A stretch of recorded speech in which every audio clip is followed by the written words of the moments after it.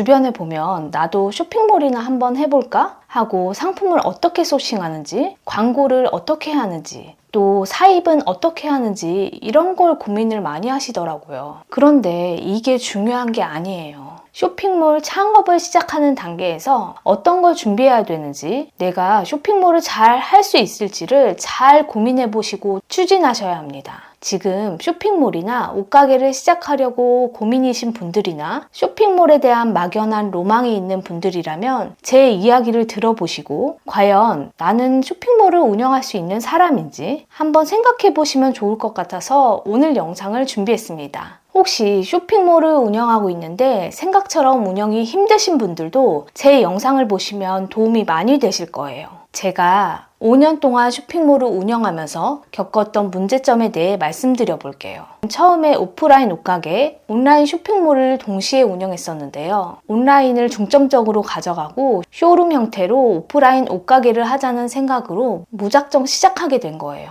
그럼 여러분들은 어떤 전략을 가지고 시작해야 되는지, 어떤 능력이 필요한지 쇼핑몰을 5년 동안 해보니까 느낀 것들을 여러분들에게 이야기해 보겠습니다. 주변에 쇼핑몰 하시려는 분들 이야기를 들어보면 직장 생활이 너무 힘들고 지쳐서 내 사업을 해보고 싶다, 워라밸을 꿈꾸시는 분들 계시잖아요? 쇼핑몰을 시작해야겠다고 생각하셨으면 워라밸은 버리셔야 합니다. 내가 주체적으로 끊임없이 일을 하지 않으면 안 되는 세계로 들어오시는 거예요. 이게 바로 쇼핑몰입니다. 어떤 상품이 잘 팔릴지 파악하고 시장 조사하고 상품 소싱해서 촬영하고 업로드하는 이 모든 과정이 쉽지 않거든요. 어떤 사업이나 마찬가지겠지만 누가 월급을 주는 게 아니잖아요? 그러니까 내가 발로 뛰면서 어떤 쇼핑몰이 잘 되는지, 어떤 매장이 잘 되는지 벤치마킹 하면서 이 모든 과정을 하나하나 노력하셔야 돼요. 내 돈 벌려고 하는 거잖아요? 그러면 하나도 소홀히 할 수가 없는 거죠.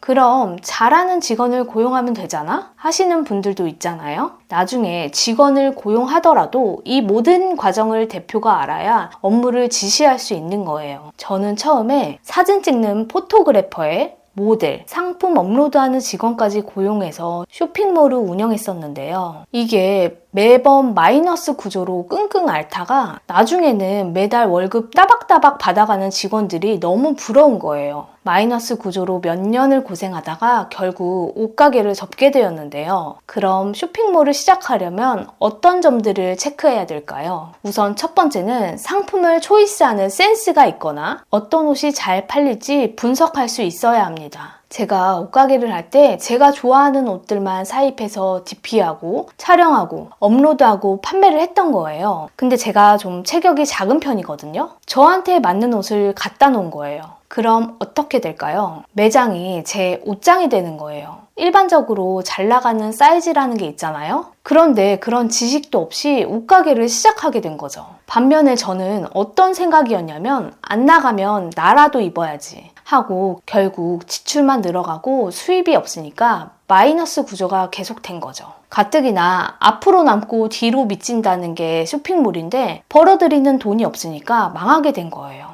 그러니까 남들이 좋아할 만한 옷을 초이스할 수 있는 센스가 있는지 꼭 체크해 보셔야 합니다. 근데 이런 센스가 없더라도 어떤 옷을 팔아야 잘 팔 수 있을지 데이터를 잘 수집하고 분석할 수 있는지를 체크해 보세요.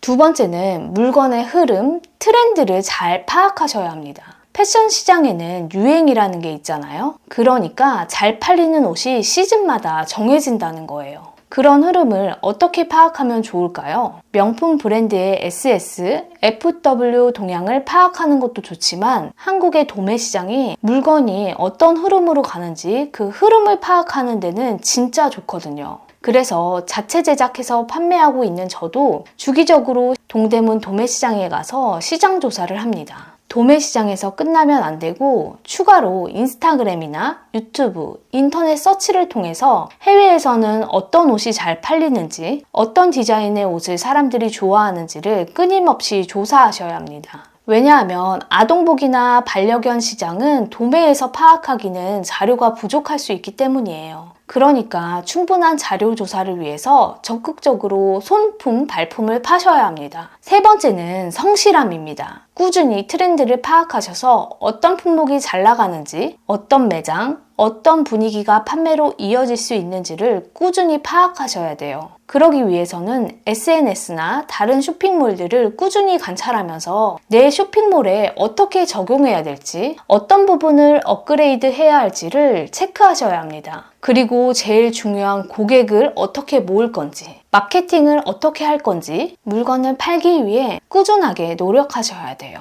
그냥 가만히 있는데 고객들이 우리 매장에 방문해서 물건을 그냥 사는 일이 일어날까요? 절대 그렇지 않아요. 요즘에는 오프라인 매장도 네이버 플레이스에 등록이 안 되면 그냥 없는 매장인 거예요. 최소한의 마케팅을 할 수 있으셔야 됩니다. 그렇게 하려면 어떻게 해야 돼요? 쇼핑몰을 통해 어떻게 돈을 벌 수 있을지 꾸준하게 노력하셔야 합니다. 노력의 배신이라는 책에 보면 그릿이 성실성과 구분을 하기 어려울 정도로 비슷하다. 그릿 척도 문항들을 자세히 보면 그릿이 성실성과 깊은 관계를 맺고 있다는 것을 누구나 쉽게 파악할 수 있다. 더 직설적으로 이야기하면 그릿은 새로운 개념이 아니고 그냥 성실성을 뜻하는 것이다. 성실한 사람이 성공할 확률 또는 공부를 잘할 확률이 높다는 것은 일반인들도 이미 다 아는 사실이다 라고 말하고 있어요. 여기서 그릿의 뜻은 목표한 바를 열망하고 해내는 열정과 난관이 닥쳐도 포기하지 않고 목표를 달성하기 위해 노력하는 끈기를 말합니다. 그러니까 그릿과 성실성을 같은 개념이라고 봐도 된다고 이야기하고 있는 거예요.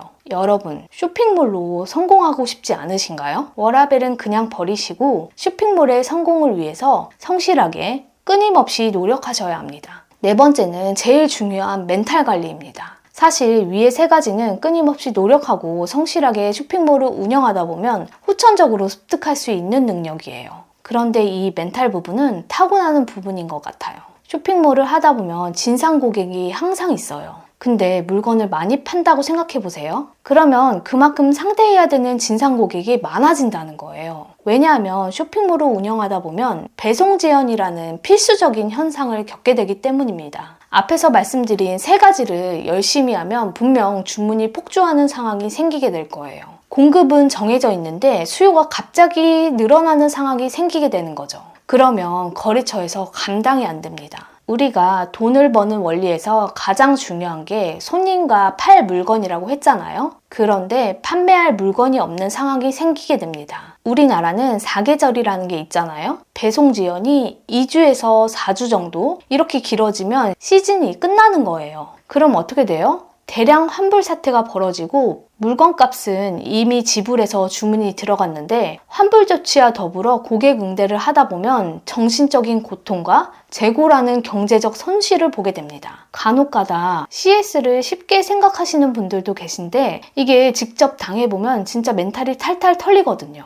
그리고 여러분이 아시다시피 동대문 도매시장 거래처 관리가 쉬울까요? 교환하러 가려고 준비하는 순간부터 스트레스가 생겨요. 왜냐하면 도매시장 직원들과 실갱이 해야 되는 일이 많이 생기거든요. 그러니까 우리가 고객을 상대하는 일부터 시작해서 도매 거래처 관리하는 일까지 강한 멘탈은 필수입니다. 마지막 5번째는 의류 제작할 수 있는 능력입니다. 제가 이런 문제점을 겪다가 결국에는 소량으로 의류 제작해서 쇼핑몰을 운영하게 되었는데요. 소싱하는 능력, 꾸준함, 성실함 이런 건 내 투자금이 달려 있으니까 사람이 어떻게든 하게 되거든요. 근데 물건이 없는 상황, 내가 컨트롤할 수 없는 상황은 막아야 되겠더라고요. 그래서 제가 의류 제작을 하게 된 거예요. 그렇다고 아무거나 잘 나갈 것 같은 옷을 만들면 다 잘 팔리나요? 그게 아니라는 거예요. 제작해서 더 잘 팔리는 옷이 있다라는 거예요. 좀 더 쉽게 여러분에게 말씀드리자면 유행하는 옷을 제작하면 되나요? 그러면 안 된다는 거예요. 왜냐하면 꾸준히 잘 팔리는 제품, 스테디셀러를 제작해야 리스크가 없이 운영을 할 수 있는 거거든요.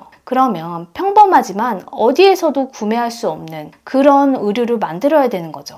이렇게 소량이라도 의류를 제작할 수 있는 능력이 있어야 시장에서 차별화된 경쟁력 있는 나만의 브랜드를 위한 쇼핑몰 창업이 가능합니다. 여러분, 오늘 영상 어떠셨나요? 쇼핑몰을 시작하시려는 분들, 쇼핑몰 운영이 힘드신 분들은 오늘 제 영상을 보시고 이 5가지 사항을 반드시 체크하셔서 쇼핑몰을 시작하시기 바랍니다. 온라인 쇼핑몰 창업, 브랜딩을 위해 의류 제작에 대한 정보가 필요하신 분들은 아래 고정 댓글 링크의 영상을 참고하셔서 의류 제작 과정에 대해 도움을 꼭 받으세요. 그리고 유튜브 영상에서 다 담지 못하는 내용들은 온라인 쇼핑몰 창업, 의류 제작 체험 강의를 통해 여러분들에게 저의 노하우를 드리고 있으니까 아래 링크를 통해서 많은 도움 받으시길 바랍니다. 이 영상이 여러분들과 같이 쇼핑몰을 처음 시작하시려는 분들이나 쇼핑몰로 어려움을 겪고 계시는 분들에게 도움이 되길 원하신다면 여러분의 구독과 좋아요가 꼭 필요합니다. 그럼 다음에 더 좋은 영상으로 만나요. 안녕!